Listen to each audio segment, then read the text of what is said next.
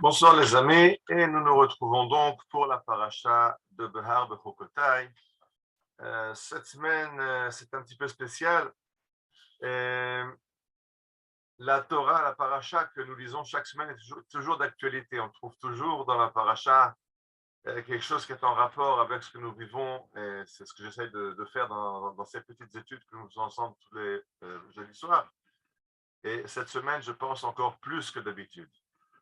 Alors, d'abord, je voudrais commencer par le fait que on va lire cette semaine deux parashiot, Behar et Bechukotai.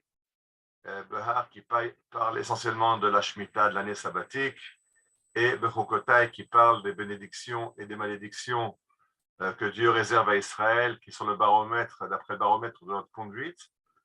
Et je pense que c'est incroyable parce que nous vivons actuellement des heures un petit peu compliquées en Israël et beaucoup de nos frères et de nos sœurs sont maintenant dans des abris ou près de leurs abris. Et c'est de la même façon que quand on est malade, on se rend compte de la chance qu'on a d'être en bonne santé, ce qu'on oublie des fois quand on est en bonne santé. De la même façon, quand on est maintenant à la merci des alertes et que chacun est branché, fixé sur sa radio et sur les alertes, alors on comprend la bracha de toute notre vie tranquille qu'on avait jusqu'à avant-hier.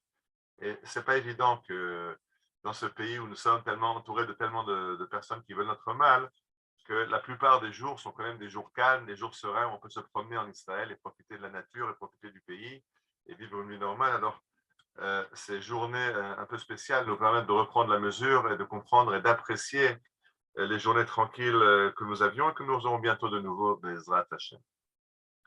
Donc, dans la paracha, je commence par la paracha de Behar, où la Torah nous dit la chose suivante. Chitim kerum imkar lamitecha, או קנו מיד עמיתך, אל תונו איש את אחיו, במספר שנים אחר היובל תקנה מיד עמיתך, במספר שני תבואות תמכור לך. Quand tu vends un terrain en Israël, en fait, il n'y a pas de valeur du terrain. Ce qu'on vend, en fait, ce sont des récoltes, puisque tous les 50 ans, au jubilé, au yovel, la terre revient à celui qui l'a vendue. Il n'y a pas de possibilité de vendre une terre pour toujours. Et aujourd'hui aussi, quand vous achetez un terrain en Israël, il y a des qu'elles vendent après une loi du Yovel, c'est des bails sur 50 ans, sur 99 ans, ça dépend. Mais c'est ce que la Torah. C'est un bail qui vient à échéance après 49 ans, enfin, l'année du Yovel. Et donc, le prix de la terre, c'est en fonction du nombre d'années qui restent jusqu'à l'année du Yovel, le nombre de récoltes qu'on pourra espérer de cette terre. Ce n'est pas le prix du terrain, puisque le terrain est inaliénable. Et la Torah nous dit aussi le pourquoi de cette mitzvah. Et vous ne vendrez pas la terre à tout jamais, parce que la terre n'est pas à vous, elle est à moi, dit Dieu. Vous êtes des invités sur ma terre à moi. C'est pour ça que partout sur votre terre, vous libérerez les terres et vous les rendrez à leurs propriétaires à l'année du Yovel. Donc cette idée incroyable de la Torah que la terre n'appartient pas à nous, mais cette terre, Eretz Israël, appartient à Dieu, et Dieu nous la donne en location si on se conduit d'après les clauses du contrat que Dieu a avec nous. Alors nous allons comme d'habitude lire le Midrash. Le Midrash Rabbah nous dit, Rabbi Ava bar Kahana Beshem Rabbi Levi Amar Kadosh Baruch Hu, יקבעו לי המים, מה שאני עתיד לעשות בהם, משל למלך שבנה פלטי. Bon, c'est un peu long, je vais peut-être pas traduire en hébreu. Le Midrash, bien sûr, est raché sur un verset qui dit que les eaux des rivières, les eaux des océans chantent la louange de Dieu. Alors, pour nous expliquer ce que ça veut dire que c'est les eaux qui chantent la louange de Dieu, le Midrash nous donne la parabole suivante. Il s'agit d'un roi qui a construit un palais. Et une fois que ce palais était construit, il l'a donné à des personnes muettes.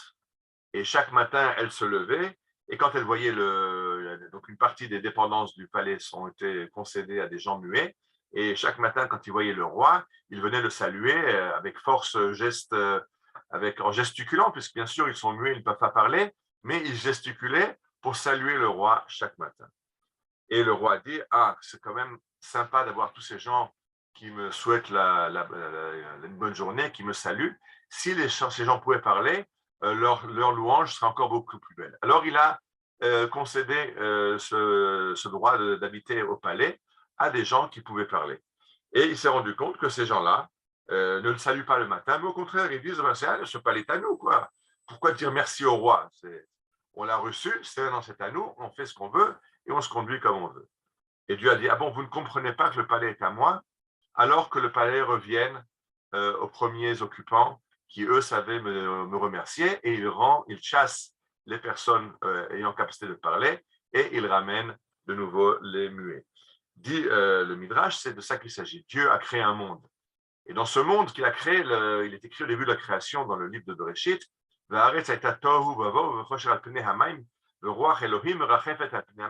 l'esprit de Dieu était au-dessus de l'eau, au-dessus des eaux qui recouvraient la surface du globe. Et à ce moment-là, Dieu a créé un homme pour dire, c'est pas seulement l'eau qui va me louer, mais c'est un être capable de conscience, un être capable de parole.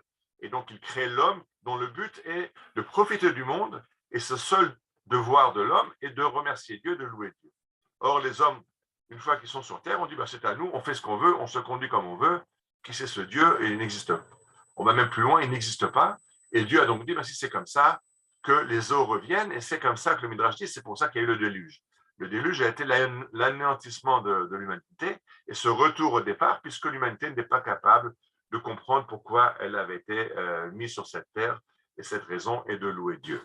Et là-dessus, le Rav Noam Perel nous dit, c'est ça qu'il faut comprendre, c'est que cet achat de la terre, le fait de cette remise en question de l'achat foncier tous les 49 ans, nous permet de comprendre que la terre n'est pas à nous. Et donc, si la terre n'est pas à nous, Dieu est en droit d'attendre une certaine conduite en retour du fait qu'on a reçu la terre. Et si jamais, malheureusement, on n'accomplit pas notre part du contrat, alors on risque d'être chassé.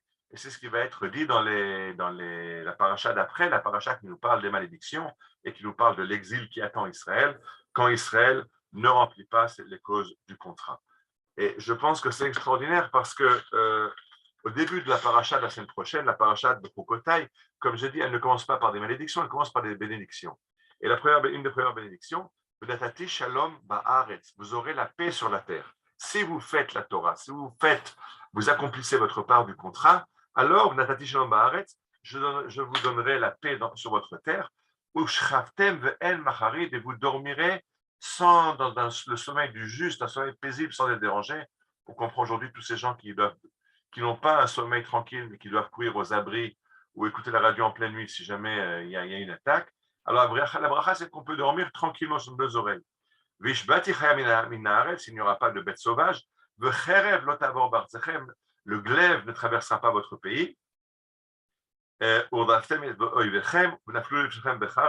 Vous poursuivrez vos ennemis et ils tomberont sous vos coups. Alors la Torah nous annonce que, il n'y aura pas de guerre, mais si jamais il y a une guerre, alors les ennemis seront réduits à néant. Alors on espère cette bracha. Alors malheureusement, le côté qu'il n'y a pas de guerre, il y a la guerre. Alors ça nous amène à la question suivante, pourquoi il y a la guerre? Mais la paracha de Broca, il y répond. Si vous faites vous accomplissez le contrat, vous faites ce que la Torah demande de vous, ce que Dieu demande de vous, vous aurez la paix. Mais si jamais vous n'accomplissez pas votre contrat, alors il y aura l'exil, alors il y aura la guerre. Alors je pense qu'aujourd'hui, où on est en situation de guerre, il faut comprendre pourquoi cette guerre nous arrive. Et je pense que c'est justement cette non-compréhension de ce que la Torah nous demande. La Torah nous dit, comprenez bien que la terre n'est pas à vous.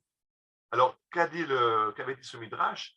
Qu'une fois que Dieu a mis des êtres parlants, il se dit, mais non, la terre est à nous et on en fait ce qu'on veut. Et malheureusement, j'ai intimement l'impression que ce que Dieu nous rappelle, c'est exactement ça. C'est-à-dire qu'on a reçu cette terre d'Eretz Israël. Alors peut-être qu'au début, on a compris un petit peu le miracle qui avait retrouvé cette terre après un exil aussi long. Mais très vite, on s'est habitué à penser, c'est notre terre. C'est nous qui nous sommes battus pour, c'est nous qui avons créé un État, c'est nous qui la défrichons, donc elle est à nous. Donc on en fait ce qu'on veut. Donc la Judée-Samarie, on va le donner à Abou Mazen. Le territoire de la bande de Gaza, on va le donner à Abou, je ne sais plus comment s'appelle, le chef du Hamas. Et le Sinaï, on va le donner à l'Égypte. Et le Golan, on va parler avec les Syriens. Et petit à petit, cette terre, on la distribue un petit peu aux voisins qui la convoitent, alors que Dieu dit, je vous la donne à vous. Alors, c'est à vous, mais c'est à moi. C'est ma terre à moi. Je vous la donne pour que vous y habitez. Je vous la donne pour que vous y conduisiez, comme j'attends que vous vous conduisiez en tant que peuple d'Israël, qui doit être un phare pour les nations. Pas pour en faire des des échanges avec les ennemis qui la convoitent. Maintenant, si vous pensez que la terre est à vous, alors mesurez-vous avec ces ennemis et vous aurez la guerre, que vous n'aurez pas si vous accomplissez votre part du contrat de développer Eretz Israël, le peuple Israël comme Dieu l'attend, alors il y a la paix. Sinon, alors dans cette situation aujourd'hui où nous pensons que la terre nous appartient et qu'on peut en faire ce qu'on en veut, alors les ennemis nous rappellent que dans ce cas-là, peut-être qu'on ne va pas dormir tranquille.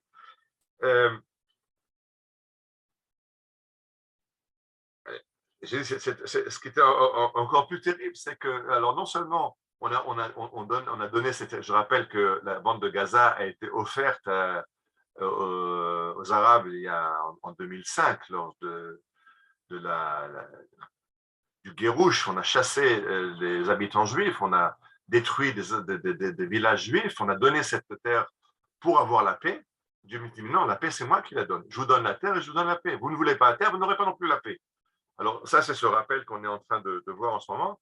Et pour moi, c'est encore vraiment le plus grand sarcasme. Alors on appelle les Égyptiens, qui sont un ennemi d'Israël, il faut se le rappeler, bien qu'on ait un papier signé avec eux, ce n'est pas le grand amour entre l'Égypte et Israël. Et c'est eux qu'on appelle pour venir essayer de recoller le morceau cassé. Alors la Torah nous donne la recette très simple. Si vous comprenez que cette terre est à moi, elle sera à vous et vous aurez la paix. Il suffit juste d'en prendre conscience. Et alors, on peut faire revenir la paix. Alors, je voudrais terminer en souhaitant vraiment une grande réussite à nos soldats et nos forces de sécurité qui font leur travail à Gaza. Je prie Dieu que nos gouvernants reçoivent le Sechel et la Bina, que Dieu leur donne l'intelligence et les bons conseils pour qu'ils gèrent intelligemment cette guerre et qu'ils atteignent d'objectifs réels, pas de bombarder un terrain vague comme on l'a souvent fait à Gaza, mais d'arriver, de prendre des décisions de vaincre nos ennemis. Et bien sûr, tous nos voeux de consolation aux familles endeuillées, de prompte guérison pour les malades et que tous nos frères et sœurs dans le sud du pays reviennent à la tranquillité. Et je termine donc par cette phrase de la paracha, par laquelle c'était cette phrase que je voulais comprendre de la paracha, qui lit haaretz. La Torah demande une chose, prenez conscience que cette terre est à Dieu et que vous l'avez reçu en gage pour vous conduire d'une certaine façon sur cette terre.